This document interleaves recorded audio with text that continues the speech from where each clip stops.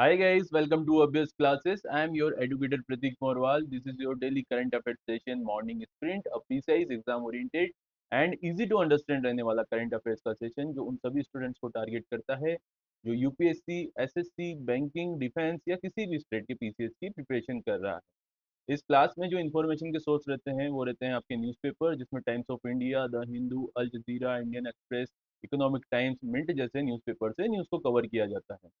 Recently जो UPSC का trend है करंट अफेयर्स पूछने का वो रहता है पीआईबी और एआईआर के सोर्सेज से। तो जब यूपीएससी ऐसा करता है तो अदर एग्जामिनेशन भी यूपीएससी को फॉलो करते हैं और हम यहाँ पे पीआईबी और एआईआर की मेनली जो न्यूज़ होती है उसको कवर करते हैं। दैट्स वाई ये सेशंस आपके लिए बहुत इंपॉर्टेंट हो जाते हैं। आपको करना क्या है, आपको डेली कंसिस्टेंटली इन सेशंस के साथ बने रहना है। साथ ही साथ चैनल नया है तो इसको सब्सक्राइब करना है और जिन भी लोगों को अपनी नॉलेज में इन्हांसमेंट चाहिए या फिर जो भी इन एग्जाम की प्रिपरेशन कर रहा है उनके साथ इस सेशन को शेयर करना है। आइए स्टार्ट करते हैं आज का यानी कि हमारा 14 अगस्त 2026 का सेशन। लेकिन उससे पहले वही चीज जो हम डेली करते हैं, 13 अगस्त की न्यूज को एक बार रिवाइज कर लेते हैं हमने क्या क्या न्यूज पढ़ी थी। ठीक है, तो कल की हमारी पहली न्यूज थी, इसराइल ने ट्रंप के 15 पॉइंट गाजा पीस प्लान को ठुकराया, हमास के पूर्ण डिसआर्मामेंट तक आईडीएफ विड्रॉल से इनकार किया। ठीक है, इसराइल ऐसा चाहता है कि जो हमास है गाजा पट्टी पे, जो वहां से क्या कर रहा है, हमले कर रहा है इसराइल पे, वो पूरा डिसआर्मामेंट होगा तभी क्या करेगा इसराइल भी वहां से अपनी फोर्स को हटाएगा। दूसरी इंपॉर्टेंट न्यूज थी वर्ल्ड एलिफेंट डे जो 12 अगस्त को मनाया गया था। इस पर इंडिया ने elephant conservation, human elephant conflict और हैबिटेट प्रोटेक्शन पे जोर दिया। इन बातों पे जोर दिया गया है कब, वर्ल्ड एलिफेंट डे जो 12 अगस्त को मनाया गया। तीसरी इंपॉर्टेंट न्यूज थी आपकी, चाइना का लॉन्ग मार्च 7 है रॉकेट लॉन्च के दौरान हुआ एक्सप्लोड, यानी कि ये जो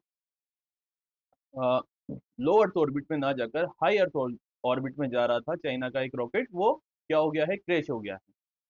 फोर्थ इंपॉर्टेंट न्यूज थी आपकी, न्यूयॉर्क और न्यू जर्सी ने 15 अगस्त को इंडिया इंडिपेंडेंस डे के रूप में मान्यता दी है। ठीक है, ये अपनी कंट्री में 15 अगस्त को इस मतलब इंडिया इंडिपेंडेंस डे के रूप में मनाएंगे। ठीक है, फिफ्थ इंपॉर्टेंट न्यूज थी आपकी, वीओ चिदम्बरम पोर्ट बना इंडिया का पहला scope 2 emission free major port, green port initiative में बड़ी उपलब्धि है। स्कोप 2 इमिशन क्या होता है ये हमने कल देख लिया था। सिक्स इंपॉर्टेंट न्यूज थी आपकी, लेबनान की पार्लियामेंट ने डेथ पेनल्टी खत्म करने को मंजूरी दी। ठीक है, यहाँ पे लगभग 24 साल से किसी की मृत्युदंड तो दिया जा रहा था लेकिन उसकी मृत्यु नहीं हो रही थी, है ना, सरकार उसको रोक रही थी, लेकिन अब क्या है, ऑफिशियली एक नियम निकाल के वहां पे मृत्युदंड को बंद कर दिया। अब क्या करेगा वहां पे, आजीवन कारावास की सजा दी जाएगी जो कि काफी कठोर होगी।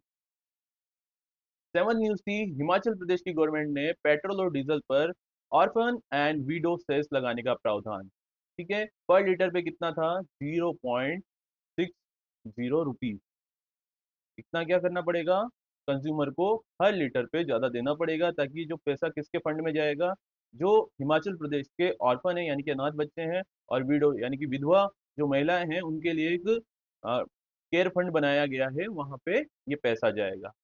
आठवीं न्यूज है आपकी, जम्मू एंड कश्मीर को 36 साल बाद ईरानी कप 2026-27 की होस्टिंग मिली है। जम्मू कश्मीर में आर्टिकल 370 हटने के बाद काफ़ी ज़्यादा डेवलपमेंट हुई है, जिसमें अब एक नई चीज़ आ रही है कि इंडिया में जो क्रिकेट इतना फेमस है उसका ईरानी कप वहाँ पे होने जा रहा है। ठीक है, तो ये सारी चीज़ें, रणजी ट्रॉफी चैंपियनशिप जम्मू कश्मीर का रेस्ट ऑफ इंडिया से होगा मुकाबला। कल का आपका एमसीक्यू था कि तालिस्मान एक एक्सरसाइज है, वो कब होगी, कैसे होगी, उसकी डेट किसने अनाउंस करी है, उसकी डेट ऑस्ट्रेलिया ने अनाउंस करी है। ठीक है, तो आंसर इसका बी हो जाएगा। अब ऑस्ट्रेलिया ने एक्सरसाइज को क्या किया है, डिक्लेयर किया है कि तब होगी, और ये किसके बीच में होती है, ऑस्ट्रेलिया और यूएसए इसको कंडक्ट कराता है, और ये मल्टीनेशनल होती है, और भी देश इसमें पार्टिसिपेट करते हैं, और ये मल्टी विंग में होती है, यानी कि एयरफोर्स, नेवी और आर्मी ये सब मिलके इसमें एक्सरसाइज करती है। ठीक है, आज की हमारी पहली न्यूज देखते हैं। पहली न्यूज है आपकी, नेक्स्ट जनरेशन ऑफ शोर पेट्रोल वेसल श्रुति लॉन्च। ठीक है, डिफेंस की न्यूज है ये। डिफेंस में आए दिन बहुत सारी डेवलपमेंट हो रही है। आप देखेंगे कि इंडिया का जो इंडिजीनियस सेक्टर है डिफेंस के सेक्टर में बहुत ज्यादा अच्छा काम कर रहा है। ठीक है, अभी क्या कर रहा है इंडिया ने, नेक्स्ट जनरेशन का ऑफ शोर पेट्रोल व्हीकल जिसका नाम है श्रुति, उसको लॉन्च कर दिया है। आप एक बात ध्यान रखिएगा, ये बस लॉन्च हुआ है अभी, यानी कि बन के तैयार हो गया है, कंप्लीट हो गया है, अभी इंडियन नेवी में इसको कमीशन नहीं किया है, यानी कि ये अभी इंडियन नेवी के लिए काम नहीं करने लगा। ओके, अब न्यूज में देखते हैं। GRSE लॉन्च श्रुति yard 3037 for the Indian Navy at Kolkata on 11 August 2026, marking another milestone in indigenous naval shipbuilding. GRSE ने क्या किया है, लॉन्च किया है। GRSE क्या होता है आपका? Garden research ship builders and engineers, ठीक है, इस कंपनी का नाम है। इसने लॉन्च किया है श्रुति नाम का एक ऑफशोर पेट्रोल वेसल, जो कि इंडियन नेवी के लिए किया गया है। और ये कब लॉन्च किया है? कोलकाता में 11 अगस्त 2026 को। और ये इंडिया के इंडिजीनियस नेवल शिप बिल्डिंग के लिए बहुत ही इंपॉर्टेंट है। The vessel is a part of, देखो इसमें क्या है, ये अकेला ऐसा ऑफशोर पेट्रोल वेसल नहीं है, इसमें 11 शिप ऐसे बनाए गए थे न्यू जनरेशन के ऑफशोर पेट्रोल वेसल, ठीक है। अब ये 11 शिप कैसे बनाए जाएंगे? इसके लिए मिनिस्ट्री ऑफ डिफेंस ने 30 मार्च 2023 को ही लगभग 9,781 करोड़ का क्या किया है, एक प्रोजेक्ट दिया है। किसको? एक तो GSL को दिया है, जिसका नाम है गोवा शिपयार्ड लिमिटेड, और एक दिया है GRSE को, जिसका नाम है garden research ship builders and engineers, जिसने क्या बनाया है, अभी श्रुति बनाया है, ठीक है। अब ये GSL तो कितने बनाएगा? 7 बनाएगा 11 में से, और GRSE कितने बनाएगा? 4 बनाएगा, ठीक है। तो ये सारी चीजें हैं। और इस जो कॉन्ट्रैक्ट हुआ था इसके तहत अभी कितना आ गए हैं? ये 11 में से 3 कंप्लीट हो गए हैं। 2 किसने बनाए हैं? 2 तो बना दिए हैं GRSE ने, और एक किसने बनाया है? गोवा शिपयार्ड लिमिटेड ने। ओके, नेक्स्ट देखते हैं इसमें। GRSE new generation of shore patrol vessels are about, ये जो बनने जा रहा है, ये बन के आए हैं, कितने हैं? अबाउट 113 मीटर लॉन्ग, इनकी लंबाई आ गई, 14.6 मीटर इसकी चौड़ाई आ गई, have a 3,000 tonne displacement, a maximum speed of 23 knots and range of 8,500 nautical miles at 14 knots, ठीक है। तो ये सारा इसका पैरामीटर्स हैं, किसके डाटा पे ये चलेगा, तो ये सारी चीजें हमने देख ली है। नेक्स्ट देखते हैं।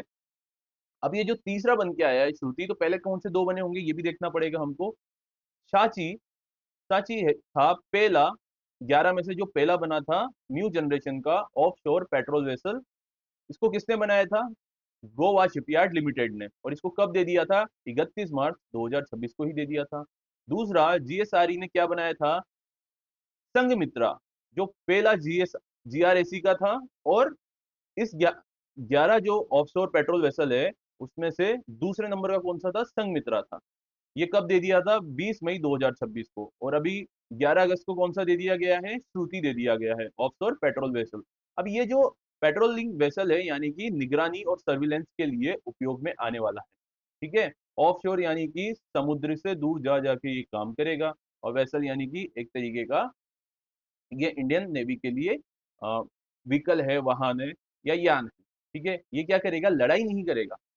जब भी इंडियन नेवी की फाइट होगी दुश्मन देश से, तो ये वहां पे फाइट नहीं करेगा, उसके लिए तो सब मरीन्स वगैरह अलग अलग चीजें होती है, लेकिन ये बस ओनली पेट्रोलिंग वेसल है, ठीक है। द वेसल आर डिजाइन, ये किसके लिए डिजाइन किया गया है? मैरीटाइम सर्विलेंस के लिए, कोस्टल सिक्योरिटी के लिए, एंटी पायरेसी के लिए, ऑफ शोर असेट प्रोटेक्शन के लिए, SAR के लिए, ह्यूमन एड और डिजास्टर रिलीफ के लिए, मैरीटाइम इंटरडिक्शन के लिए, VBSS ऑपरेशन, जिसमें बहुत सारी सिक्योरिटी प्रदान की जाती है। तो इन सारी चीजों के लिए इस प्रकार के जो भी ऑफशोर पेट्रोल वेसल है, उनको तैयार किया गया है, ठीक है। इंडिया की मैरीटाइम सिक्योरिटी जो है, वो ओनली कोस्ट लाइन तक ही लिमिटेड नहीं है, क्योंकि 7,516 किलोमीटर की इंडिया के पास बहुत बड़ी कोस्ट लाइन है। तो इंडिया की जो मैरीटाइम सिक्योरिटी की अगर हम बात करें, तो वो बस कोस्ट लाइन तक ही सीमित नहीं है कि इंडिया बस यहाँ यहाँ पे अपनी है ना कोस्ट को प्रोटेक्ट करता रहेगा। इसके अपार्ट भी इंडिया को क्या क्या करना है? इसके लिए शिपिंग रूट्स, जो इंडिया का ट्रेड होगा दूसरे देशों के साथ बाया वाया समुद्र, तो उसके लिए क्या करना पड़ेगा? शिपिंग रूट्स अच्छे करने पड़ेंगे, ऑफशोर असेट्स अच्छे बनाने पड़ेंगे, और एक्सक्लूसिव इकोनॉमिक जोन अच्छा करना पड़ेगा। Commercial sea lanes in the Indian Ocean region are vital for the country. तो ये सारी चीजें किसके लिए है? इंडिया के लिए। अब जब ये क्या आ जाएगा, offshore patrol vessel Indian navy में कमीशन हो जाएंगे 11 के 11, तो इंडिया की सिक्योरिटी में भी एक बहुत अच्छी डेवलपमेंट होगी। साथ ही साथ जो इंडिया को ट्रेड करना होगा, और इंडो पैसिफिक की बात करें या इंडो ओशियन की बात करें, तो क्या करना पड़ेगा? इंडियन ओशियन में भी भारत के लिए बहुत बड़ा एडवांटेज हो जाएगा, क्योंकि चाइना का जो बढ़ता हुआ प्रभुत्व है महासागरों में, और यूएसए भी क्या चाहता है, इंडो पैसिफिक में सुरक्षा चाहता है, तो इंडिया एक तरीके से एशिया का सबसे बड़ा यूएसए का पार्टनर बन सकता है, ठीक है, मैरीटाइम सिक्योरिटी के लिए। तो ये सारी चीजें हमने किसके बारे में देख ली है, जो ऑफ शोर पेट्रोल विसल है नई जनरेशन का, इसका नाम है श्रुति। ये डायरेक्ट एग्जाम में आएगा आपके, ठीक है। अब हम देखते हैं नेक्स्ट न्यूज, जो कि एक इंटरनेशनल न्यूज है। Bashar al Assad sentence to death in Syria. ये है आपके बशर अल असद, ठीक है। ये क्या रहे हैं, ये सीरिया के पहले राष्ट्रपति रहे हैं। सीरिया नामक देश है मिडिल ईस्ट में, उसके राष्ट्रपति रहे हैं, और वहीं पे इनको क्या दिया गया है, उनको मृत्यु दंड की सजा सुना दी गई। अब ये क्यों हुई है, कैसे हुई है, इसको समझते हैं। पहले तो न्यूज देख लेते हैं, फिर इसको डिस्क्रिप्शन में देता हूँ आपको। On 11th of August 2026, Syria's criminal court in Damascus, Damascus क्या है, सीरिया की राजधानी है, इसने क्या किया है, सेंटेंस किया है former president Bashar al Assad to death in absentia for serious crime link to his rule and the Syrian conflict. देखो, पहली तो क्या बात है, जो सीरिया का क्रिमिनल कोर्ट है डेमेस्कस का, उसने जो वहां के पहले के प्रेसिडेंट है जिनका नाम है बशर अल असद, उनको मृत्युदंड की सजा सुनाई है। एब्स्टेनिया का मतलब होगा कि जब ट्रायल चल रहा था तो असद वहां पे मौजूद नहीं है, ठीक है, वहां पे असद मौजूद नहीं है। असद कहाँ चले गए हैं, असद चले गए हैं रशिया में।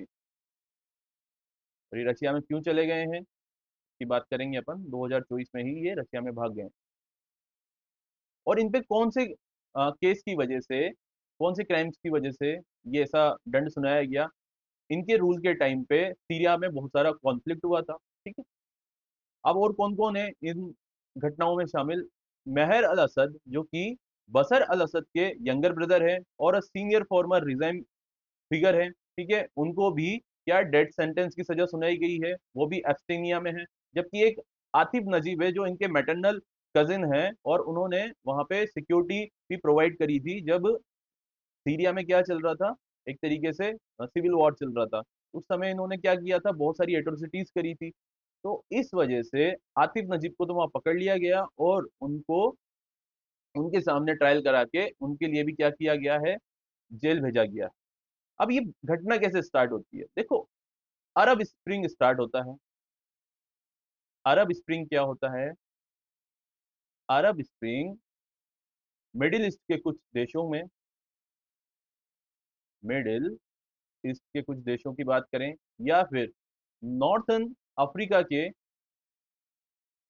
कुछ अरब कंट्रीज में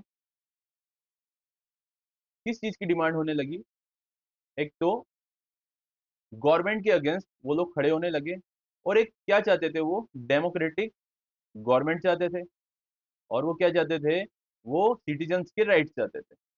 इन सब की वजह से वहां पे एक अपराइजिंग हुई, और वो धीरे धीरे करते करते सारे देशों में, जो भी हमने बात करी है मिडिल ईस्ट और नॉर्थ अफ्रीका के देश में, स्टार्ट हो गई। तो ये ऐसी जो अपराइजिंग थी वो कहाँ पे पहुंची, वो सीरिया में भी पहुंची। तो सीरिया में क्या हुआ, एक दारा नाम की जगह है, ठीक है, वहां पे कुछ स्कूल स्टूडेंट्स ने ग्रेफिटी बनाई है दीवार पे, दीवार पे ग्रेफिटी में ये जो अल असद है उनका चित्र बनाया, और उनसे बोला कि आप यहाँ से भागो, हम आपके रिजिम में नहीं रहना चाहते, ठीक है। तो क्या हुआ, इस अल असद की सरकार ने जो आतिफ नजीब, जो हमने बात करा, जिनका मैटरनल कजन है, उसके उसको रेगुलेट करने के लिए दिया था दरा का जो भी सिचुएशन है। तो इन्होंने क्या करा, उन बच्चों के साथ बहुत ज्यादा एट्रोसिटीज करी, उनको मारा, है ना, और उनको डिटेन कर लिया। इस प्रकार की घटना के बाद जो ये अपराइजिंग थी, अरब स्प्रिंग, ये सीरिया में बहुत ज्यादा होने लगी, और वहां पे क्या चला, वहां पे चला आपका सिविल वॉर। यानी सिविल वॉर क्या होता है, जनता और सरकार के बीच में चलने वाला एक इनडायरेक्टली वॉर, ठीक है। अब वहां पे जब सिविल वॉर चल रहा था तो कई देश इसमें शामिल थे, जिसमें यूएसए भी अपना काम कर रहा था, रशिया भी अपना काम कर रहा था। और ये कब से चलता आ रहा था कि आप यूं मानिए कि लगभग 50 साल से तो असद और उनके पिताजी, ये दोनों ही सीरिया पे राज कर रहे थे, ठीक है, इन्होंने भी लगभग 16 साल तक राज किया है। अब 2024 में क्या हुआ, जब अपराइजिंग बहुत ज्यादा होने लगी और आर्म्स रिबेलियन भी होने लग गया, तो जब इनकी बात आ गई कि अब इनको मार ही दिया जाएगा, तो ये भाग के कहाँ चले गए, ये चले गए रशिया में। और ये रशिया इसको क्या कर रहा है, प्रोटेक्ट कर रहा है। महर अल असद, यानी कि असद का भाई भी, ये दोनों वहां पे चले गए। ये चीज समझ में आई आपको, ठीक है। तो ये सारी स्टोरी थी, इसीलिए असद का चले गए हैं, असद रशिया में चले गए हैं अपराइजिंग की वजह से, सिविल वॉर की वजह से। और जब वहां की क्या है, पार्लियामेंट है, पार्लियामेंट के साथ वहां का क्रिमिनल कोर्ट है, उन्होंने बशर अल असद को दोषी करार किया है और उनको मृत्युदंड की सजा दी है। The case is connected to atrocities. Atrocities में क्या क्या किया था इन्होंने ऐसे टाइम पे, किलिंग्स की थी, टॉर्चर किया था, आर्बिट्रेटरी अरेस्ट किए थे, क्राइम अगेंस्ट ह्यूमैनिटी किया था, इस प्रकार की एट्रोसिटीज की थी, कमिटेड ड्यूरिंग सीरियाज 14 ईयर कॉन्फ्लिक्ट। 2011 से ही चल रहा था ये कॉन्फ्लिक्ट और ये 14 साल तक चला था। And caused around half a million death and massive displacement. आप देखिए लगभग 50 लाख लोगों को मार दिया गया था इसमें, ठीक है, तो कितना बड़ा नंबर है, तो इन पे इस तरीके की सजा होना लाजमी भी है। अगर एक बार हम क्रोनोलॉजी समझे तो पहले हुआ था आपका अरब स्प्रिंग, हमने बात करी, फिर ये अरब स्प्रिंग पहुंचा कहाँ पे, सीरिया में, तो वहां पे भी लोगों ने क्या किया, प्रोटेस्ट किया। उसके बाद असद की गवर्नमेंट ने क्या किया, उन जो प्रोटेस्टर्स थे उन पे क्रैकडाउन किया और आर्म्ड रिबेलियंस फिर पैदा हो गए, क्योंकि जब गवर्नमेंट अपना इतना भयंकर रूप दिखा रही है तो वहां पे जो रिबेलियस ग्रुप थे वो अपने हाथ में आर्म्स ले लेंगे, तो वो आर्म रिबेलियन बन जाएंगे और वो सिविल वॉर कंटिन्यू चलता रहा, कब तक, 2024 तक, जब तक असद वहां पे चला नहीं गया। अभी सीरिया की स्थिति और भी ज्यादा अच्छी नहीं है, ऐसा नहीं है कि असद के जाने के बाद वहां पे स्थिति ठीक हो गई है। सीरिया का केस कभी हम डिटेल में एक पर्टिकुलर क्लास लेंगे, उसके लिए वहां पे आपको समझाएंगे। अभी आप ये समझिए सीरिया में क्या हुआ था, अरब स्प्रिंग की वजह से सिविल वॉर हुआ था और वहां पे असद नाम की व्यक्ति की गवर्नमेंट थी और उन दोनों के बीच में क्या हो रहा था, पर्टिकुलर जनता के बीच में और गवर्नमेंट के बीच में सिविल वॉर हो रहा था और असद 2024 में वहां से भाग गया था, ठीक है। The sentence has major practical limitation because Bashar and Maher are in Russia, therefore their extradition or return to Syria would be necessary for enforcement, ठीक है। हमने कल एक्स्ट्राडिशन ट्रीटी के बारे में समझा था कि दो देशों के बीच में ऐसी ट्रीटी होती है कि हमारे देश का कोई मुलजिम आपके पास होगा तो आपको उसको देना पड़ेगा, लेकिन इसमें कहीं कहीं क्लोज होते हैं, जैसे इंडिया ने जो बांग्लादेश की शेख हसीना थी उनको इसी तर्ज पे देने से मना कर दिया था कि पॉलिटिकल कनेक्टिविटी के साथ अगर कोई ऐसा व्यक्ति आएगा और आप उसको क्या करोगे, अपना पॉलिटिकल एजेंडा कंप्लीट करने के लिए उसको सजा दोगे, तो हम उसको वापस नहीं करेंगे, इसीलिए इंडिया ने शेख हसीना को वापस नहीं किया था। और ये रशिया से भी अब ऐसी डिमांड करते हैं कि बशर और महर को दोनों को वापस दीजिए, लेकिन एक तरीके से प्रैक्टिकल लिमिटेशन आ जाती है इसमें कि रशिया इनको किस तरीके से रिटर्न करेगा, ठीक है। The case also raise question about fair trial safeguards and judicial credibility, ठीक है। अब इसमें जब ये दोनों थे ही नहीं, अवेलेबल नहीं थे, तो ये अपने आप को निर्दोष कैसे साबित करेंगे, तो इस प्रकार की ये चीजें होती रहती है। अब आपने कल देखा था कि जो नेतन्याहू है उनको इंटरनेशनल क्रिमिनल कोर्ट ने क्या कर दिया है, दोषी करार किया है, उनके अरेस्ट वारंट जारी कर रखा है। तो ऐसे अरेस्ट वारंट होते रहते हैं, लेकिन आपको समझना पड़ेगा बशर अल असद एग्जाम में कैसे पूछा जाएगा कि ये कौन से देश का राष्ट्रपति था, सीरिया का आपका डेमेस्कस कैपिटल आ जाएगा, और इसमें क्या रिलेटेड है, अरब स्प्रिंग रिलेटेड है, इन्होंने कब ये यहाँ से रशिया में भागे, 2024 में रशिया से भागे, तो ऐसी न्यूज आपको स्टैटिक पोर्शन में पूछी जा सकती है। नेक्स्ट न्यूज देखते हैं आज की। NASA invites ISRO to join moon base programme under Artemis accord, ठीक है। नासा क्या है, अमेरिका की स्पेस एजेंसी है, इसने इनवाइट किया है किसको, इंडिया की स्पेस एजेंसी को जिसका नाम है इसरो। ये दोनों गवर्नमेंट फंडेड है, यानी कि हमारे सरकार की, हमारे देश की एक क्या रहेगी, एजेंसी रहेगी, वो क्या रहेगी, इसरो रहेगी, और अमेरिका की कौन सी रहेगी, नासा रहेगी। तो नासा ने इसरो को इनवाइट किया है किसके लिए, एक मून बेस्ड प्रोग्राम के लिए, अंडर आर्टेमिस अकॉर्ड, यानी कि कोई ऐसा कन्वेंशन साइन किया गया होगा उसके तहत ही जो चंद्रमा पे कोई प्रोग्राम करेगा नासा, उसमें इसरो को भी शामिल किया है, ठीक है। तो इंडिया के लिए एक बहुत अच्छी बात है, क्योंकि नासा अपने आप में बहुत ही एडवांस टेक्नोलॉजी यूज करता है, स्पेस सेक्टर की बात करें, और इससे जब इंडिया के वैज्ञानिक वहां पे काम करेंगे, एस्ट्रोनॉट्स चांद पे जाएंगे या और भी कई जगह जाएंगे, तो क्या होगा, एक्सपीरियंस गेन होगा, इंडिया आने वाले समय में अपने मिशन और अच्छे से कर सकेगा और इंडिया स्पेस के सेक्टर में आगे बढ़ेगा, ठीक है। अब इस न्यूज में आगे क्या डेवलपमेंट है देखते हैं। NASA has invited ISRO to participate in its moon based programme, expanding India US cooperation in lunar exploration. देखो लूनार क्या होता है, लूनार आपका जो भी मून से रिलेटेड होगा वो लूनार के नाम में आएगा, आप इसको सिंपल वे में समझिए, ठीक है। इंडिया और इसका कॉपरेशन किसके क्षेत्र में बढ़ रहा है, लूनार एक्सप्लोरेशन के क्षेत्र में, साइंस एंड ह्यूमन स्पेसक्राफ्ट, इन तीनों के क्षेत्र में अपना कॉपरेशन बढ़ाने के लिए नासा ने इसरो को मून बेस्ड प्रोग्राम के लिए इनवाइट किया है। द इन्विटेशन कैम ड्यूरिंग ये इन्विटेशन कब आया? 9th India US civil space joint working group meeting, जो कहाँ हुई थी? बेंगलोर में हुई थी 5 से 6 अगस्त 2026। इंडिया ने ज्वाइन किया है आर्टेमिस अकॉर्ड। आर्टेमिस अकॉर्ड क्या है? आप एक चीज समझिए, अकॉर्ड क्या होता है? यानी कि आपको एक ऐसे डॉक्यूमेंट पे साइन करना होता है जिसपे कुछ बातें लिखी होती है कि आपको भी इस बातों को मानना पड़ेगा। ठीक है, ये किसके क्षेत्र में होती है? ये किसी भी पर्टिकुलर क्षेत्र में हो सकती है। जैसे बात करें हम खेल के क्षेत्र में, स्पेस के क्षेत्र में, खनिज के क्षेत्र में, तो इन क्षेत्रों में अगर कोई ऐसा पेपर पे कोई डॉक्यूमेंट्स लिख के आ रहे हैं और उस पर अपन साइन कर रहे हैं, तो वो क्या हो जाएगा? आपका अकॉर्ड हो जाएगा। और ये आर्टेमिस अकॉर्ड कब साइन किया था इंडिया ने? 2023 में साइन किया था। और जब आर्टेमिस अकॉर्ड में इंडिया ने साइन किया था, तो इंडिया ऐसा साइन करने वाला और इसका मेंबर बनने वाला 27वां कंट्री बन गया था। एट प्रेजेंट अगर बात करें तो इस आर्टेमिस अकॉर्ड में कितने कंट्रीज है? 70 कंट्रीज है। ओके, और अभी 70वां कंट्री कौन सा है? मॉरिशस है। इसने कब साइन किया है? 17 जुलाई 2026 को। आर्टेमिस अकॉर्ड की बात करें तो ये 2020 में बना दिया गया था, और ये प्रोवाइड करता है, और ये कौन से प्रिंसिपल पे काम करता है? सेफ, पीसफुल, ट्रांसपेरेंट और sustainable civil exploration of the moon, Mars and beyond. देखो, ये जो आर्टेमिस अकॉर्ड है किसके लिए काम कर रहा है? मून पे काम करेगा, ये मार्स पे काम करेगा, और इससे भी परे अगर कहीं और प्लेनेट पे काम करना पड़ेगा, तो इसमें ये सारी कंट्रीज आके क्या करेगी?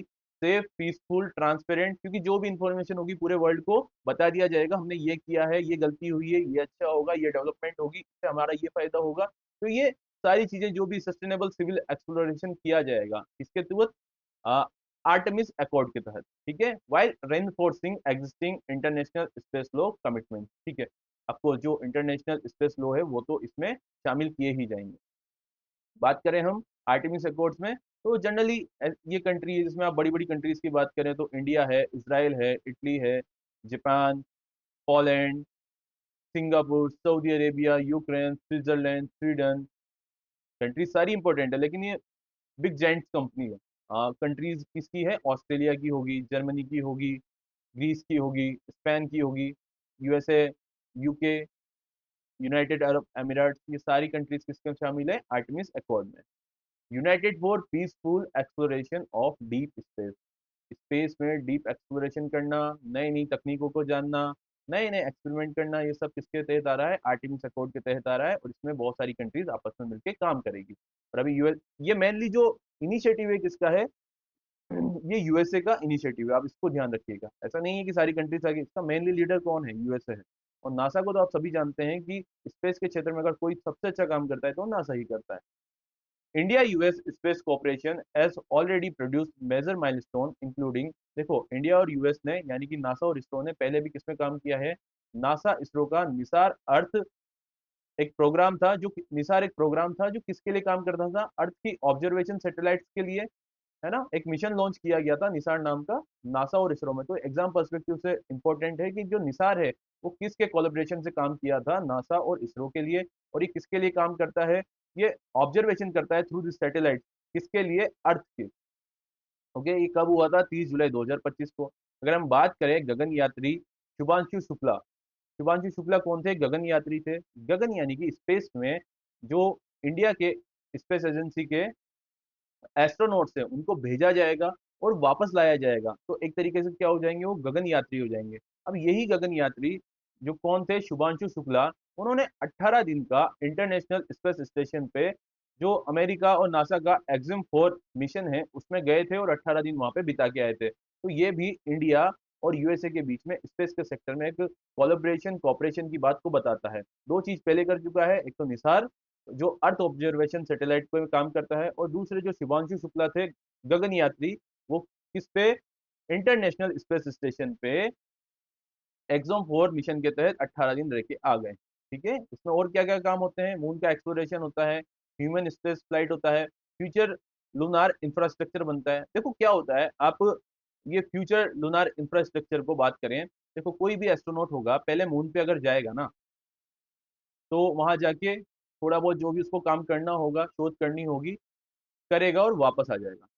लेकिन अब ये जो नया मून बेस प्रोग्राम करने जा रहे हैं, उससे क्या है? जो एस्ट्रोनॉट जाएंगे वहां पे, एस्ट्रोनॉट वहां पे गए, कहाँ पे?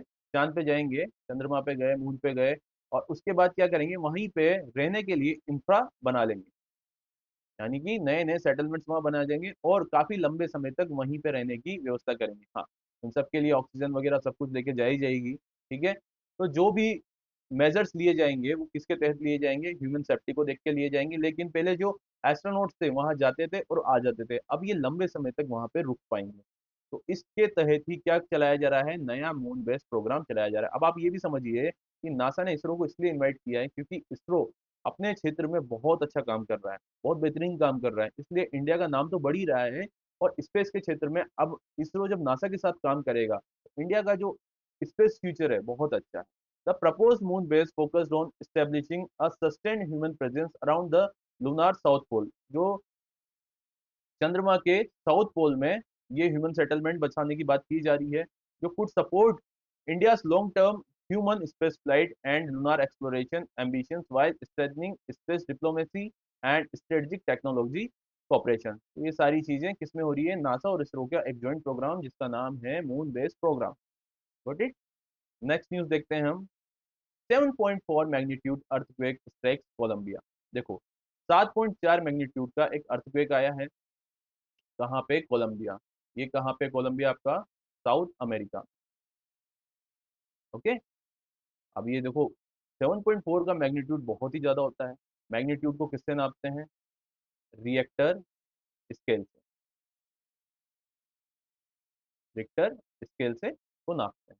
एग्जाम में पूछ सकते हैं। ठीक है, स्टडी पोर्शन रहता है सारी। कभी भी कोई न्यूज आती है तो आप उसके अराउंड ये चीजें देखा करिए कि उसमें क्या क्या इंपॉर्टेंट चीजें जो एग्जाम में पूछ सकता है। तो रिएक्टर स्केल से इसका मैग्नीट्यूड नापते हैं, किसका, अर्थक्वेक का। न्यूज देखते हैं। अ 7.4 magnitude earthquake struck western Colombia on 10th of August 2026 with the epicentral region near San Jose del Palmar in Choco. Initial reports reported at least 111 deaths, but the toll subsequently rose sharply as rescue operation continued। देखो, 111 लोग की तो मृत्यु की data पहले दिन ही आ गया था। अराउंड अभी इसमें 250 प्लस लोगों की मृत्यु हो चुकी है और कई बिल्डिंग जर्जर हो गई है और भी चीजों का नुकसान हुआ है। अब इसमें बात करें कि जो मेनली जो ये अर्थक्वेक आया था उसका एपिसेंटर क्या था। एपिसेंटर क्या होता है, देखिए अर्थक्वेक कैसे आता है। ये होगी आपकी पृथ्वी हो गई। ठीक है, यहाँ देखिए आप, ये आपका अर्थ हो गया। अर्थ के नीचे क्या है, अर्थ के नीचे जाते जाएंगे जाते जाएंगे जाते जाएंगे आप, तो बहुत सारी प्लेट्स होती है। ठीक है, अब ये प्लेट्स होती है। अब इस प्लेट्स में क्या होता है, हाई प्रेशर होता है और हाई क्या होता है, टेम्परेचर होता है। अब इस हाई प्रेशर और हाई टेम्परेचर की वजह से ये जो परतें होती है, ये प्लेट्स होती है, आपस में सरकती रहती है। अब ये सरकती रहेगी तो एक दूसरे से क्या करेगी, ये स्ट्रक होगी यानी कि टकराएगी। अब इन टकराने के बाद क्या होगा, इसमें से एनर्जी निकलती है ना। टकराने से क्या होता है, दो चीजों को टकराएंगे तो उसमें वाइब्रेशन होगा। हम भी किसी से टकरा जाते हैं तो एक मिनट के लिए तो वाइब्रेट हो जाते हैं ना, हुआ क्या है। तो जब ये इतनी हाई प्रेशर और हाई टेम्परेचर पर टकराएगी तो यहाँ से क्या निकलेगी, तरंगे निकलेगी। अब ये जो जमीन के नीचे जहां से तरंग ऊपर निकलती है, इसी को क्या बोलेंगे, आपका एपी सेंटर बोलेंगे। और इसके बाद क्या है, ये तरंगे यानी कि अर्थक्वेक की जो तरंगे हैं दूर दूर तक जाएगी और जो वाइब्रेशन होगा उससे पृथ्वी हिलेगी और क्या होगा, बिल्डिंग्स गिरेगी, लोगों की मृत्यु होगी। तो ये सारा विध्वंसकारी एक रूप सामने आता है अर्थक्वेक का। नेक्स्ट देखते हैं अपन इसमें। Colombia is a highly earthquake prone because it lies within an active tectonic setting associated with the Nazca Southern American and Caribbean plates. देखिए, हमने बात करी जो टेक्टोनिक प्लेट्स है वो आपस में टकराती है तभी ये भूकंप आता है। अब ये जो टेक्टोनिक प्लेट्स होती है, ऐसा नहीं है कि ये बस लैंड के नीचे होगी, ये ओशियन के नीचे भी होती है। Got it. आप क्या देखेंगे, समुद्र में पानी, लेकिन पानी के नीचे क्या है, पानी के नीचे भी अपने आप एक जमीन है। ठीक है, लैंड वाला पार्ट है, वही क्या है, प्लेट्स हैं आपकी। तो ये किसके टकराने से होती है, पहले तो नाजका जो कि साउथ अमेरिकन प्लेट है, जो कि किस में आती है, ये आपके पैसिफिक ओशियन में आती है। ठीक है, और ये कौन सी है आपकी, कैरिबियन प्लेट। ये दोनों प्लेट आपस में जब टकराएगी तो क्या होगा, आपका भूकंप आएगा। और पानी के साथ होगा तो ये क्या आएगा, इसमें वॉल्केनोज आएंगे। है ना। तो ये सारी चीजें कहाँ पे है, कोलंबिया में। द इवेंट हाईलाइट्स की disaster management concept including earthquake resistant construction. देखो अब ये जो इवेंट हुआ है किस चीज को हाईलाइट करता है, इसमें एक चीज और देख लीजिए, ये जो प्लेटेड टकराई है, एक सेकेंड, ये कोलंबिया की Andes form part of border Pacific seismic volcanic belt है। आप ये देखिए, ये जो कोलंबिया है इसमें एक तो आप ये साउथ अमेरिका का एंडीज पर्वतमाला है, सबसे लॉन्गेस्ट पर्वतमाला है। लॉन्गेस्ट माउंटेन रेंज कौन सी है, एंडीज है वर्ल्ड की। और माउंट एकांगुआ, माउंट एकांगुआ क्या है, इसका हाईएस्ट पीक है एंडीज पर्वतमाला का। एक तो ये चीज होगी, और ये जो कोलंबिया है, कोलंबिया रिंग ऑफ फायर के क्षेत्र में भी आता है। रिंग ऑफ फायर क्या होता है, पैसिफिक ओशियन में ऐसी जगह जो कि वॉल्केनोज के लिए, भूकंप के लिए, या फिर जो सुनामीज होती है इनके लिए प्रोन होती है, ऐसी लोकेशन को पैसिफिक ओशियन में क्या बोलेंगे, रिंग ऑफ फायर, यानी कि क्या बोलते हैं, मतलब आग से खेलने वाली एक ऐसी जगह है जिसके में क्या आते हैं, इस तरीके का डिजास्टर्स आते हैं। तो ये चीज आपको समझना होगा। अब देख लीजिए, ये जो इवेंट हुआ है यानी कि जो भूकंप आया है, किन चीज को हाईलाइट करता है, डिजास्टर मैनेजमेंट को, के कंसेप्ट को, जिसमें अर्थक्वेक रेजिस्टेंट कंस्ट्रक्शन कराना पड़ेगा, बिल्डिंग कोड इन्फोर्स किए जाएंगे। यानी कि देखो, आज हम ऐसी जगह पे रह रहे हैं जहाँ पे हमने कभी अर्थक्वेक देखा ही नहीं होगा, हो सकता है, तो हमारे वहाँ की बिल्डिंग अर्थक्वेक प्रोन नहीं बनेगी, ठीक है। हमारी बिल्डिंग ऐसे बनेगी, हमारी नॉर्मल बनेगी, लेकिन जिस क्षेत्र में जब पता है कि वहाँ पे अर्थक्वेक ज्यादा आता है, वो वहाँ के लिए वल्नरेबल है, तो वहाँ पे क्या करना पड़ेगा आपको, जो भी मेजरमेंट लिए जाएंगे सरकार के द्वारा, जिसमें अर्थक्वेक रेजिस्टेंट कंस्ट्रक्शन किया जाएगा, बिल्डिंग कोड एनफोर्स किए जाएंगे कि इस प्रकार की आप बिल्डिंग बनाएंगे तो अर्थक्वेक इतने मैग्नीट्यूड का भी आएगा तब भी कोई फर्क नहीं पड़ेगा। Retrofitting, emergency preparedness, search and rescue capacity and resilient infra, ठीक है, इन सब चीजों की बात की जाती है जब भी इस तरीके के भयावह दृश्य सामने आते हैं।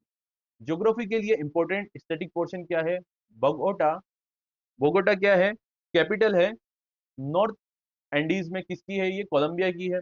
The Pacific Ocean lies to its west, west में क्या है इसके, पैसिफिक ओशियन है। And Caribbean Sea to its north, देखो नॉर्थ में क्या है, कैरिबियन ओशियन है, वेस्ट में क्या है इसके, पैसिफिक ओशियन है। And its share land border, इसका लैंड बॉर्डर कौन कौन सी कंट्री के साथ शेयर करता है, ये पनामा, वेनेजुएला, ब्राजील, पेरू और इक्वाडोर। ओके, तो ये सारी कंट्रीज है। कोलंबिया से रिलेटेड कोई भी आपका स्टैटिक पोर्शन आएगा, चाहे वो ज्योग्राफी से रिलेटेड हो, चाहे ये अभी 7.4 मैग्नीट्यूड का जो भूकंप आया है उसके साथ साथ कौन कौन सी प्लेट है, नास्का प्लेट है और कैरेबियन प्लेट है। नास्का प्लेट कहाँ पे है, एक समुद्र के अंदर होने वाली प्लेट है, और कैरेबियन प्लेट कहाँ है, लैंड के ऊपर होने वाली, ठीक है।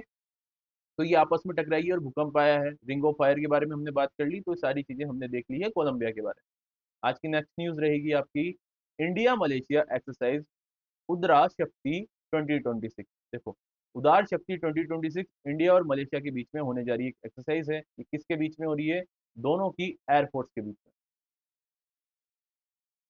Got it. देखते हैं इसमें, Indian air force, IFF and royal Malaysian air force, RMAF commenced the 5-day bilateral air exercise Udara Shakti 2026 at Subang airbase Malaysia from 10 to 14 August 2026। ये एक्सरसाइज कहाँ हो रही है, सुबांग एयरबेस में, जो कि है मलेशिया में। 10 से 14 अगस्त यानी कि 5 दिन की एक्सरसाइज होगी। इसमें जो मलेशिया की एयरफोर्स, उसका नाम क्या है, रॉयल मलेशियन एयरफोर्स। इंडिया की एयरफोर्स का नाम है इंडियन एयरफोर्स, ठीक है। ये दोनों पार्टिसिपेट कर रही है। अब इसमें जब ये क्या कर रहे हैं, एक्सरसाइज कर रहे हैं, तो इंडिया की तरफ से भी बहुत सारे एयरक्राफ्ट जाएंगे और मलेशिया की तरफ से भी बहुत सारे एयरक्राफ्ट आएंगे। तो किस प्रकार के कौन से एयरक्राफ्ट हैं इनके बारे में भी बात कर लेते हैं।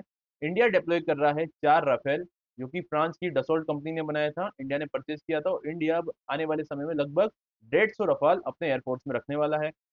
ये डबल इंजन का फाइटर जेट होता है, और इंडिया इसमें एक्सरसाइज में 4 राफेल ले गया है। कौन से, 101 स्क्वाड्रन से।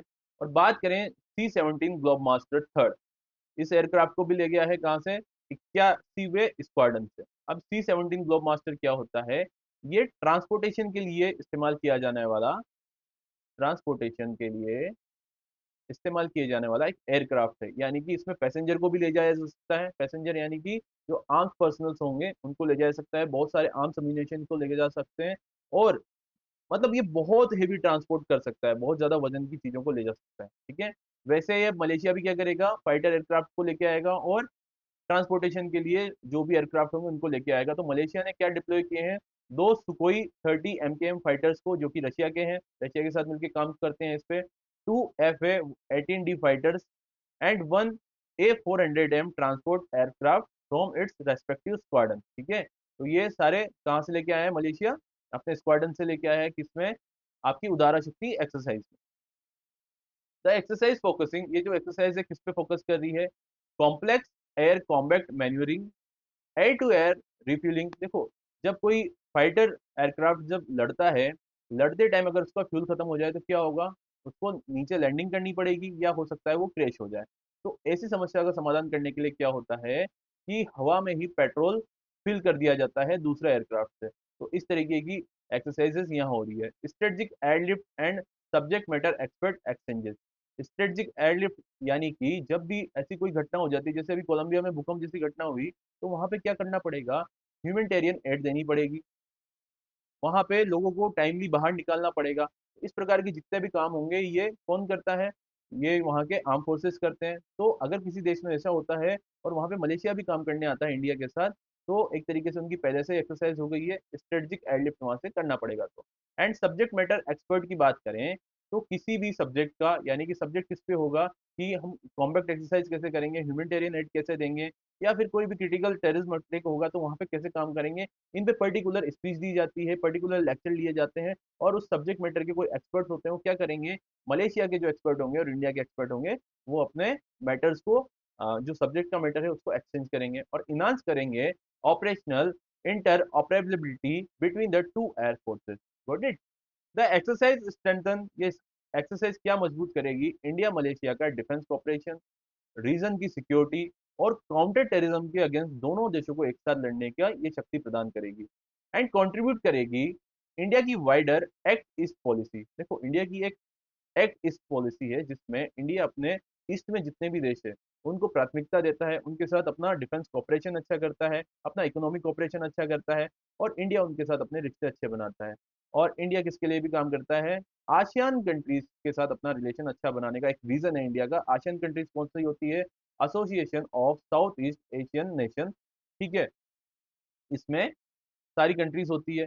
इनका एंगेजमेंट और इंडो पैसिफिक की सिक्योरिटी के कॉपरेशन को ध्यान में रखते हुए इंडिया ये एक्सरसाइज कर रहा है, और इंडिया के बेटरमेंट के लिए ये एक्सरसाइज और ज्यादा यूजफुल होने वाली है, ठीक है। इंडिया का मेनली पर्पस क्या है इस एक्सरसाइज से, एक्ट ईस्ट पॉलिसी को आप याद रखिएगा, आसियान देश के साथ अपने रिलेशन, जो आसियान एक ग्रुप है उसके साथ अपनी एंगेजमेंट बढ़ाने के लिए, क्योंकि क्या होगा, एक पोटेंशियल इकोनॉमी के बेसिस है वहाँ पे, ठीक है। वहाँ पे वाइडर पॉपुलेशन है, इंडिया क्या करेगा, उनका मार्केट का एक्सेस कर सकता है। और इंडो पैसिफिक की सिक्योरिटी की तो बात हमेशा से करते आ रहे हैं, क्यों, चाइना का बढ़ता हुआ खतरा है इंडियन ओशियन में या फिर पैसिफिक ओशियन में, और यूएस हमेशा ये चाहता है कि इंडिया को सबसे बड़ा की रोल दिया जाए इंडो पैसिफिक की सिक्योरिटी के लिए। वो अब अलग क्राइटेरिया है कि इंडिया और यूएसए के रिलेशन हम इतने अच्छे नहीं रह रहे हैं कुछ रीजंस की वजह से, बाकी इंडो पैसिफिक में इंडिया का बहुत बड़ा रोल। नेक्स्ट न्यूज देखते हैं, Skyroot signs multi launch deal after Vikram 1 success. देखिए क्या होता है, स्काई रूट ने साइन किया है multi launch deal after Vikram 1 success. Vikram 1 एक आगमन करके इंडिया की एक प्राइवेट स्पेस एजेंसी जो कि हैदराबाद बेस्ड थी, जिसका नाम था स्काई रूट, उसने एक विक्रम 1 नाम के रॉकेट को लॉन्च किया था। और वो प्राइवेट, इंडिया की फर्स्ट प्राइवेट स्पेस एजेंसी थी, तो उस प्रोग्राम का नाम क्या रखा था, आगमन, यानी कि स्टार्ट हो गया है अब इंडिया में पहला यानी कि प्राइवेट स्पेस एजेंसी भी आके काम कर सकेगी, है ना, प्राइवेट फर्म भी। तो अब क्या करा है, जब इसका सक्सेसफुल टेस्ट हो गया है विक्रम 1 रॉकेट से, तो और भी कंपनीज आ रही है कि हमारी सैटेलाइट को कहाँ पे पहुंचा दीजिए, लो अर्थ ऑर्बिट में पहुंचा दीजिए। इसके लिए इन्होंने किससे कांटेक्ट किया है, स्काई रूट से कांटेक्ट किया है। अब स्काई रूट आने वाले समय में बहुत सारे लॉन्चिंग करेगी, ओके। तो ये न्यूज का क्रक्स है। न्यूज के बारे में और भी चीज देखते हैं, स्काई रूट का एरोस्पेस, ठीक है, स्काई रूट एरोस्पेस ने साइन किया है multi launch agreement with Kerala based एक स्पेस टेक कंपनी है जिसका नाम है HEX20। किसके लिए, फॉर 3 डेडिकेटेड विक्रम 3 लॉन्चेस। ठीक है, ये 3 लॉन्चिंग कराएगा। कब कराएगा? Q4 ऑफ 2027 में। ठीक है, यानी कि लास्ट के जो 3 महीने रहेंगे, अक्टूबर, नवंबर, दिसंबर, वहां पे ये 3 डेडिकेटेड सीरीज लॉन्च कराया जाएगा विक्रम रॉकेट से। The mission will support earth observation and payload demonstration activities. ठीक है, अर्थ के ऑब्जर्वेशन के लिए ही सैटेलाइट ऊपर जा रही है। कौन कर रहा है ये एक स्पेस टेक कंपनी है केरला की, इसका नाम है Hex-20, a planned commercial route to orbit. The agreement follows the successful 18 July 2026 mission Agwan, in which Vikram 1 became the first privately developed Indian orbital launch vehicle to successful reach orbit from Indian soil। ठीक है, अब इसमें ये पहला ऐसा private developed Indian orbital launch vehicle था जो space में पहुंचा था और सक्सेसफुली अपने सैटेलाइट को वहां पे लॉन्च कर दिया था। देखो पहले क्या था, ये सारा काम इसरो ही कर रहा था और इंडियन गवर्नमेंट ने प्राइवेट जो कंपनीज है उनको अधिकार नहीं दे रखा था। लेकिन इंडिया ने देखा कि पूरा विश्व क्या कर रहा है, अपना प्राइवेटाइजेशन कर रहा है इन चीजों में, और प्राइवेट कंपनीज को जो अवसर प्रदान कर रहा है उससे उस देश को बहुत फायदा हो रहा है। इसीलिए इंडिया ने क्या करा, प्राइवेट जो कंपनीज थी स्पेस के सेक्टर में उनको भी अनुमति दे दी। उसके बाद पहला कौन सा, स्काई रूट एरोस्पेस कंपनी ने अपना विक्रम 1 रॉकेट को लॉन्च किया है लो अर्थ ऑर्बिट में। Got it. नेक्स्ट न्यूज देखते हैं इसमें। Vikram 1 can carry up to 350 kg to LEO. जो पेलोड होता है, विक्रम 1 कितना ले जा सकता था और कितना ले जा सकता है अभी भी, 350 kg का लोड ले जा सकता है लो अर्थ ऑर्बिट में। एंड सपोर्ट करता है dedicated and right share launches. देखो राइट शेयर लॉन्चेस क्या होती है, राइट शेयर करना, पूल करना, आपने देखा ही होगा। ओला उबर में हम कर लेते हैं जब हम टैक्सी बुक करते हैं। तो अगर किसी व्यक्ति को, किसी कंपनी को जो पेलोड है 80 kg का ही ले जाना होगा स्पेस में, तो कितना बच जाएगा? 270 तो उसमें खाली जाएगा ना। अब खर्चा तो उतना ही लग रहा है क्योंकि डिस्टेंस कवर करने के लिए विक्रम 1 को उसमें फ्यूल तो उतना ही लगेगा। तो क्या होगा, राइड शेयर हो जाएगा, यानी किसी दूसरी कंपनी को इनवाइट कर दिया जाएगा और उससे पूछा जाएगा आप 270 kg का ले जाना चाहते हो क्या? अब वो भी बोलता है कि नहीं, हम तो 150 kg का ही पेलोड आपके साथ भेजना चाहते हैं। तो फिर एक और कंपनी को अप्रोच किया जाएगा, वो 120 kg का ले जा सकती है। इस तरीके से अलग अलग पेलोड्स को, यानी कि 350 kg का टोटल पेलोड को कौन ले जाएगा, विक्रम 1 ले जाएगा। It uses an all-carbon composite structure, solid fuel boosters and 3D printed liquid engine। ये विक्रम 1 के बारे में बात की है। The deal signals a shift of India's private space sector from technology demonstration to commercial launch services। देखो पहले technology का डिमोन्स्ट्रेशन कराया जाता था, जब इसरो कोई भी चीज करता था, कोई भी एक्सपेरिमेंट करता था, कोई सक्सेसफुल होता था तो उसको पूरे विश्व में बताता था कि हमने ऐसे किया। लेकिन अब ये इस चीज से हम आगे बढ़ गए हैं, ये तो हम करने ही लग गए हैं। अब ये क्या हो गया, कमर्शियल लॉन्च भी स्टार्ट हो गए हैं, यानी कि प्राइवेट कंपनी अब स्काई रूट से कनेक्ट कर रहे हैं और उनके जो व्हीकल लॉन्च करने के लिए किसके रॉकेट का इस्तेमाल करेंगे, विक्रम 1 का। ठीक है, तो ये न्यूज हमने इसके बारे में पढ़ ली है। नेक्स्ट न्यूज देखते हैं हम आज की। Karnataka ban tobacco and nicotine products for 1 year. Karnataka ने 1 साल के लिए टोबैको और निकोटिन के जितने भी प्रोडक्ट्स हैं उनको बैन कर दिया है। इसमें पान मसाला इंपॉर्टेंट है आपको। अब ये तो न्यूज अपन छोटी सी भी पढ़ सकते थे, नहीं, इसमें कुछ सेक्शंस हैं उसको आपको पढ़ना पड़ेगा। Karnataka has imposed 1 year state wide prohibition. Prohibition में यानी कि एकदम बंद कर दिया है, किस पे, मैन्युफैक्चरिंग पे, स्टोरेज पे, ट्रांसपोर्टेशन के लिए, डिस्ट्रीब्यूशन के लिए और सेल के लिए, यानी कि पूरा एक चेन को ही खत्म कर दिया है। उस चेन में किसका काम हो रहा था, गुटखा और पान मसाला और other specified product containing tobacco और निकोटिन। जो भी इस साइकिल में आ रहे थे, जो इसका मैन्युफैक्चर कर रहे थे, स्टोरेज कर रहे थे, ट्रांसपोर्टेशन कर रहे थे, डिस्ट्रीब्यूशन कर रहे थे या इसका सेल कर रहे थे, इन सभी चीजों को बंद कर दिया है। कब से, 10 अगस्त 2026 से। The prohibition has been issued by commissioner of food safety Karnataka. ये अधिकार किसके पास था इसको बंद करने का, इसका अधिकार था कमिश्नर ऑफ फूड सेफ्टी जो कि कर्नाटका थे। इन्होंने सेक्शन 32A के तहत of food safety and standard act 2026 के तहत क्या किया है, पब्लिक हेल्थ को ध्यान में रखते हुए ऐसा किया है। अब ये क्या कर सकते हैं, ये ज्यादा से ज्यादा 1 साल के लिए ही इसको बंद कर सकते हैं, इसीलिए इन्होंने 1 साल के लिए किया। आने वाले समय में देखते हैं इसमें क्या डेवलपमेंट होती है। लेकिन ये कौन से सेक्शन के तहत किया है, इसको फूड सेफ्टी का कमिश्नर ही इशू कर सकता है और ये सेक्शन 32A के तहत किया गया है, food safety and standard act 2020 और 206। ठीक है, 2006 के तहत ये किया गया है पब्लिक हेल्थ को ध्यान में रखते हुए। तो ये आपके एग्जाम में पूछा जा सकता है। और भी चीजें इसमें देखने लायक है। The order covers the entire commercial supply chain includes ये पूरी सप्लाई चेन को बंद कर रहा है, जिसमें मैन्युफैक्चरिंग है, स्टोरेज है, ट्रांसपोर्टेशन है, डिस्ट्रीब्यूशन है, सेल है, while enforcement team have begun inspection across the state. ठीक है, तो ये पूरी इंस्पेक्शन टीम क्या करेगी, पूरे स्टेट में काम करेगी। The move highlights the balance between public health, tobacco control, livelihood concern and constitutional rights, particularly article 19(1)(a)(g subject to reasonable restriction under article 19(6)। तो ठीक है, इन सब चीजों में क्या आ रहा है, ये आर्टिकल्स भी सामने आ रहे हैं जिनकी बात की जा रही है। पब्लिक हेल्थ को ध्यान में रखा जा रहा है, टोबैको कंट्रोल किया जा रहा है। टोबैको खाने से क्या होता है, एक धीरे धीरे इसको च्यू करते रहते हैं आप, और उसके बाद आपको कैंसर जैसी शिकायत हो जाती है। अब कैंसर होने का मतलब ये नहीं है कि छोटी सी बीमारी हो ठीक हो जाएगी, नहीं, इसमें व्यक्ति की मृत्यु हो जाती है और एक परिवार पूरा तहस नहस हो जाता है। साथ ही साथ उसकी जो बीमारी का खर्चा है वो बहुत ज्यादा बढ़ जाता है। इससे सोशल सिक्योरिटी सरकार कितनी दे पाएगी, सोशल सिक्योरिटी नहीं दे पाएगी। और आर्टिकल 91(a) ये कहता है कि हर चीज की स्वतंत्रता होती है, कि हम कोई भी काम कर सकते हैं, लेकिन पब्लिक जो हेल्थ को ध्यान में रखते हुए वहां के कमिश्नर ने आर्टिकल 19(1)(a) में भी एक क्लोज लगा के बताया है कि जब सब्जेक्ट किसके होगा, रीजनेबल रेस्ट्रिक्शन हम लगा सकते हैं अगर बात होगी ह्यूमन के डेवलपमेंट के बारे में, ह्यूमन के हेल्थ के बारे में। Got it. आज की लास्ट न्यूज देखते हैं अपन। PM Modi release Ramnath Kovind autobiography. देखो, एग्जाम में डायरेक्ट पूछा जाता है, स्टैटिक पोर्शन है, और इसको जो रिलीज किया है प्राइम मिनिस्टर नरेंद्र मोदी ने किया है, इसलिए सबसे इंपॉर्टेंट हो जाता है। रामनाथ कोविंद हमारे कौन थे, पूर्व राष्ट्रपति थे, प्रेसिडेंट थे। इनकी एक बुक सामने आई है, देख लेते हैं इसमें क्या क्या और डेवलपमेंट है। प्राइम मिनिस्टर नरेंद्र मोदी ने रिलीज किया है फॉर्मर प्रेसिडेंट रामनाथ कोविंद की ऑटोबायोग्राफी एट विज्ञान भवन, जो कि नई दिल्ली में है। कब किया है, 12 अगस्त 2026 को। ऑटोबायोग्राफी क्या होती है, खुद की आत्मकथा खुद ने ही लिखी है इन्होंने, रामनाथ कोविंद जी ने। अब बायोग्राफी क्या होता है, कोई दूसरा व्यक्ति आपकी आत्मकथा को लिखेगा, यानी कि आपकी कथा को लिखेगा। ठीक है।